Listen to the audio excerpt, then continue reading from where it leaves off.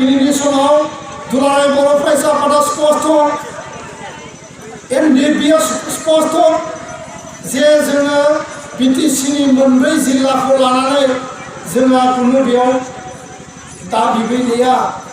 बिटिसिनि मोनब्रै जिल्लानि सायाव जोंहा डिमान्ड गैलिया। बेथ' जोंनियाव फैखाबाय, जोङो बेखौ मोनखाबाय। जोङो बुंदों मा जोंनि सिमाया 5 मिनिटनिफ्राय सदियासिम दावखोनांगौ। खोलाहा जि दङ, साहा भुटान अरुणाचल, खोलाहा जेसेबां दङ बर'फ्रा हाबजोबनांगौ, सानजाहा जेसेबां दङ हाबजोबनांगौ। आरो जेलासिम सानजाहा सिमाया दावखोआ, खोलाहा सिमाया दावख्लाया, अब्लासिम दुलाराय बर' फरायसा आफाद एनडिएफबि प्रग्रेसिभ कुनु कारनाव गोदान जोङो एरेन्जमेन्ट, गोदान एग्रिमेन्ट, गोदान एकर्ड, आलादा रायजोआनो जाथों माबा एग्रिमेन्ट एकर्डआनो जाथों जों मालाबाबो खालामनाय गैया।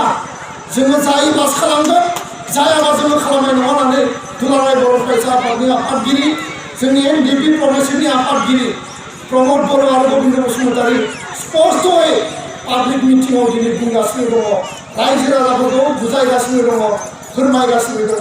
आरो सरकारखौ जोङो सर्त होनानै दोनदों जे आनटिल एन्ड आनलेस जोंनि बाउन्डारिया प्रप'ज बड'लेण्डनि मेपआ जुदि बाङाब्ला एराब्ला जोङो बे सुक्तिखौ गनाया। कारन थांनाय समफोराव जोंखौ खेबसे नङा खेबनै थगायदों। आरो बे थगायनायानो जाहैबाय जे जोङो फरेस्ट एरिया, बेयाव फरेस्ट भिलेज, बेयाव रेभिनिउ गैया, रेभिनिउ ओनसोल गैया, बेबायदि होननानै जोंखौ खेबसे नङा खेबनै बिटिसि एकर्ड, बिएसि एकर्ड खेबनैयावबो सनितपुर, बिश्वनाथ आरो बे लखिमपुर धेमाजि जिल्लानि रायजो राजाखौ दिनै थगायनानै दोनबोदों। आरो बेयाव भारत सरकारजों जुक्ति तर्कआव जों देरहादोंमोनब्लाबो सरकारि षड़यन्त्र, अफिसारफोरनि कौशल आरो आसाम सरकारनि बादानि थाखाय, असमिया मानसिफोरनि हारसाफोरनि बादानि थाखाय बै ओनसोलखौ नोंथांमोननि जायगाखौ बिएसि आरो बिटिसिआव बै समनि दैदेनगिरिफ्रा सोसननो हायाखै। दा बेनिखायनो रायजो राजा नोंथांमोन दिनैनि समाव जोङो कमप्रमाइज खालामा, कुनु कमप्रमाइज जोंनियाव दिनै गैया। आनटिल एन्ड आनलेस जोंनि सिमाया बारायागौमानि बे कुनु गोदान एरेन्जमेन्टआ फाइनाल बियो मालाबाबो जानाय नङा। आरो जेब्ला सिमाया बांगोन जोंनि दाबि गासैबो जुक्ति, गासैबो जोंनि सार्टा डिमान्डआ जाफुंगोन, होमब्लासो भारत सरकारजों बे गोरोबथाया जागोन। आरो बे गोरोबथानि जि सम, बे समा बारा गोबाव गैलिया, बेखौ भारत सरकारा जोंनो फोरमायगोन। दा बेखायनो रायजो राजा नोंथांमोन दुलाराय बर' फरायसा आफाद, सोमावसारग्रा आफाद, जोङो समस्याखौ समाधान खालामनो थाखाय, पार्मानेन्ट बड' सल्युसननि थाखाय, पार्मानेन्ट गोजोननि थाखाय जोङो जेब्लाबो रेडि। भारत सरकारखौ बुंदों जे नोंथांमोना NACN जेंनाखौ सुस्रांनो हायोब्ला, आल्फानि जेंनाखौ सुस्रांनो जुदि आवगायबायब्ला, बर'फोरनि जेंना, एनडिएफबिनि जि दाबि, आलादा रायजोनि दुलाराय बर' फरायसा आफादनि आलादा रायजोनि दाबि, बे दाबिखौ मानो सुस्रांनो हाया? जम्मु काश्मीरखौ जुदि मोननै गावस्राहोनो हायोब्ला जोंनि दाबिखौ मानो गनायनो हाया?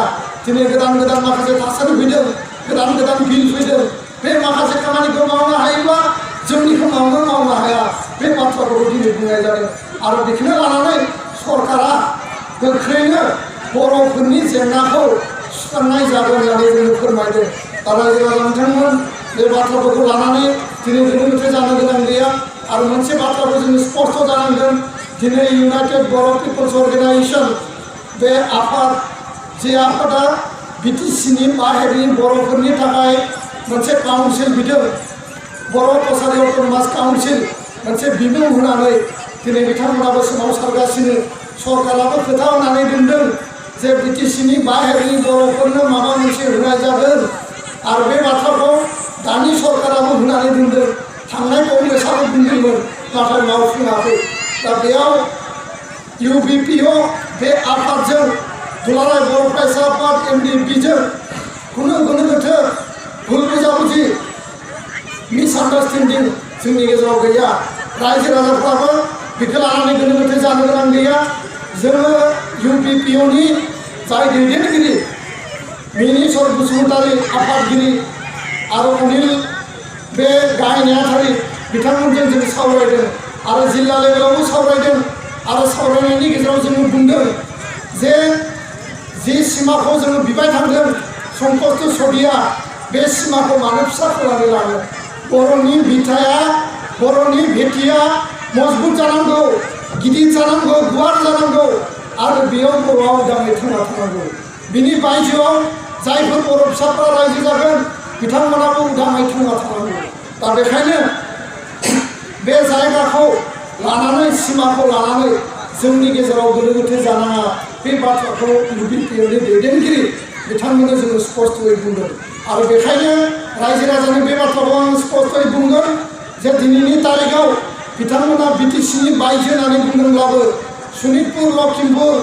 धेमाजि आरो नैबे बिश्वनाथ बे जिल्लाफोरखौ लानानै इउपिपिएलआ बांद्राय बिदि प्रेसार होनानै सरकारखौ नारसिननाङा बे बाथ्राखौ जों बुंदों कमसे कम बिश्वनाथ आरो सनितपुरसिम जाहाथे जोंनि जायफोर बर' कसारि अट'नमास काउन्सिल बिदों बिथांमोनखौ जोङो खावलायदों बे मोननै जिल्लाखौ लानानै नोंथांमोना बिदि बारा नारसिननाङा आरो जोंनिफ्राय जिहेतु संकष्ट सदिया सिमा होनानै दोनदों लखिमपुर धेमाजिया जिहेतु मिसिं अट'नमास काउन्सिलाव दङ मिसिं अट'नमास काउन्सिलनि दैदेनगिरिफोराबो जिहेतु जोंजों रायलायदों दा बेखायनो बे जिल्लाफोरखौ लानानै जोंहा बार्गेनिंआव दङ दा बेखाय जोङो जुदि आबुङै उदाङै जोङो जुदि प्रप'ज बड'लेण्डआव हाबनानै थानो हायोब्ला जोङो मानो सेटेलाइट मोनसे काउन्सिलाव जोङो थानो बे बाथ्राखौनो जों बुंदों दा जोबनायाव बे बाथ्राखौ नोंथांमोना स्पष्ट जानाया मोजां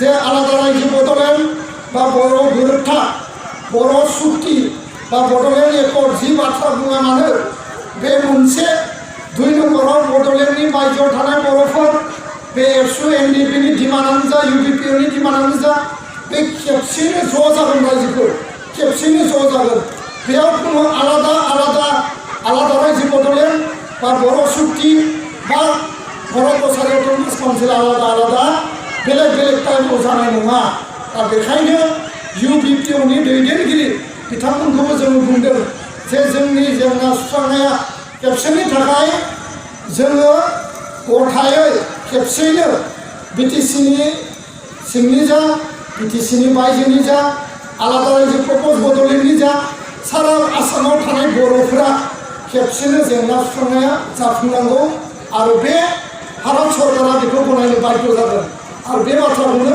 जोङो रायज्लायगासिनो दङ।